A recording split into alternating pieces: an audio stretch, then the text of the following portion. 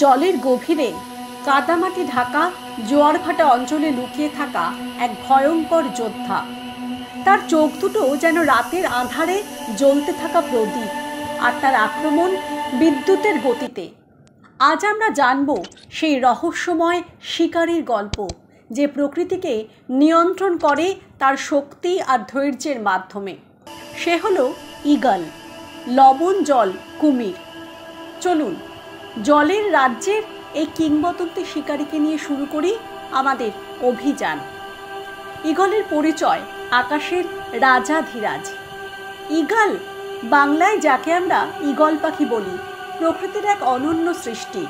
পৃথিবীর সব মহাদেশেই ঈগলকে দেখা যায়, আর তাদের বিশেষ উপস্থিতি, সাহসী উড়ান ও শিকার ধরার অদ্ভুত ক্ষমতার জন্যই মানুষ তাদের নাম দিয়েছে আকাশের রাজাধিরাজ।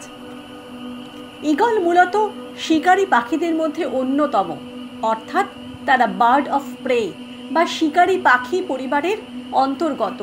তারা আকারে বড়, শক্তিশালী ডানা, ধারালো নখর আর তীক্ষ্ণ ঠোঁট দিয়ে তাদের শিকারকে মুহূর্তের মধ্যে ধরতে পারে।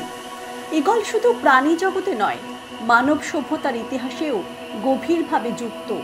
প্রাচীন রোমান সাম্রাজ্য থেকে শুরু করে আধুনিক আমেরিকা পর্যন্ত ঈগলকে শক্তি, স্বাধীনতা আর সাহসের প্রতীক হিসেবে মানা হয়। বিভিন্ন দেশের জাতীয় প্রতীকে ঈগলকে স্থান দেওয়া হয়েছে। যেমন মার্কিন যুক্তরাষ্ট্রের জাতীয় প্রতীক হল বার্ড ঈগল। তবে ঈগলের পরিচয় শুধু প্রতীকেই সীমাবদ্ধ নয়। প্রকৃতির ভারসাম্য রক্ষায় তাদের ভূমিকা অসাধারণ।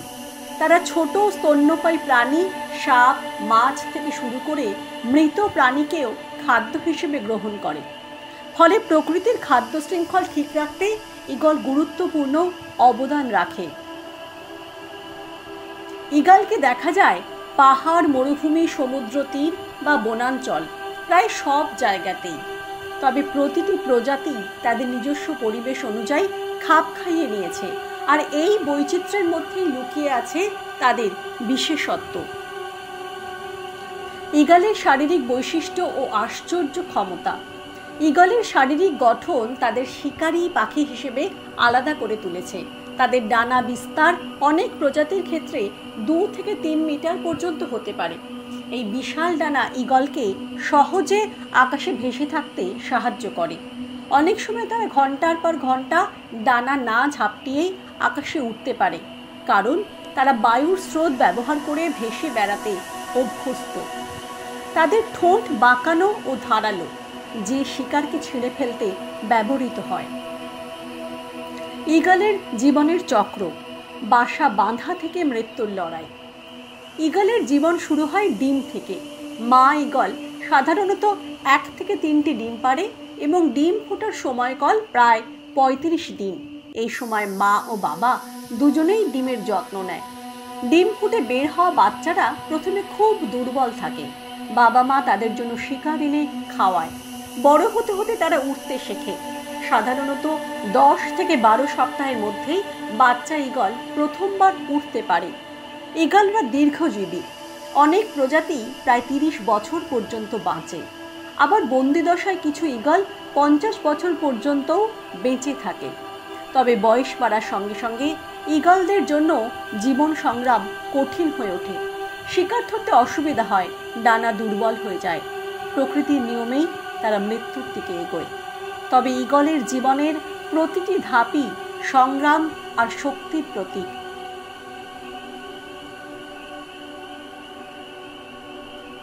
জন্ম থেকে মৃত্যু পর্যন্ত তারা প্রকৃত অর্থে আকাশের যোদ্ধা।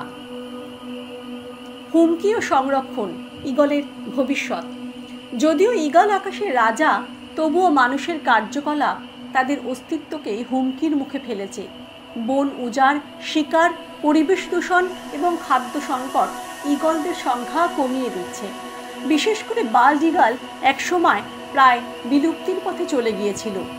ডিডিটি নামক কীটনাশক ব্যবহারের কারণে তাদের ডিমের খোলস পাতলা হয়ে যাচ্ছিল, ফলে ডিম ফোটার আগেই ভেঙে যেত। তবে সঠিক সংরক্ষণ নীতি নেওয়ায় আজ আবার তাদের সংখ্যা বাড়ছে। আমেরিকা, ইউরোপ ও এশিয়ার অনেক দেশে ঈগলকে সংরক্ষণের জন্য বিশেষ প্রোগ্রাম চালু করা হয়েছে। ঈগল শুধু একটি পাখি নয়, প্রকৃতির ভারসাম্যের প্রতীক। তাই তাদের রক্ষা করা মানে প্রকৃতির ভারসাম্য রক্ষা করা। আকাশের সম্রাট থেকে শেখার শিক্ষা। ঈগল কেবল শিকারী পাখি নয়, বরং শক্তি, সাহস, ধৈর্য এবং স্বাধীনতার প্রতীক। তাদের উড়ান আমাদের শেখায় কোনো বাধাই অতিক্রম করার জন্য খুব বড় নয়।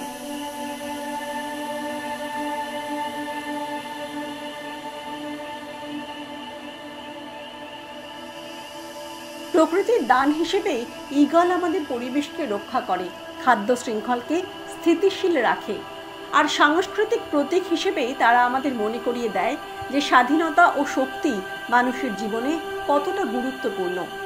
কিন্তু দুঃখজনক কথা হলো, মানুষই আজ তাদের সবচেয়ে বড় হুমকি। তাই এখন আমাদের দায়িত্ব হলো এই মহিমান্বিত প্রাণীকে রক্ষা করা। ঈগল আমাদের শেখায় আকাশ ছোঁয়ার স্বপ্ন দেখা আর প্রকৃতিকে ভালোবেসে বাঁচতে শেখা। সত্যিই তারা প্রকৃত অর্থে আকাশের সম্রাট।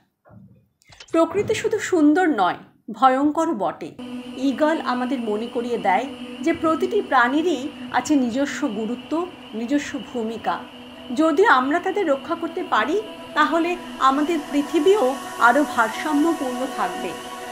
আপনাদের যদি এই ভিডিওটি ভালো লেগে থাকে তাহলে লাইক করুন, বন্ধুদের সঙ্গে শেয়ার করুন, আর চ্যানেলটি সাবস্ক্রাইব করতে ভুলবেন না। পরের গল্পে আবার দেখা হবে নতুন এক প্রাণীর রহস্য নিয়ে। ততক্ষণ পর্যন্ত ভালো থাকুন, সচেতন থাকুন আর প্রকৃতিকে ভালোবাসুন।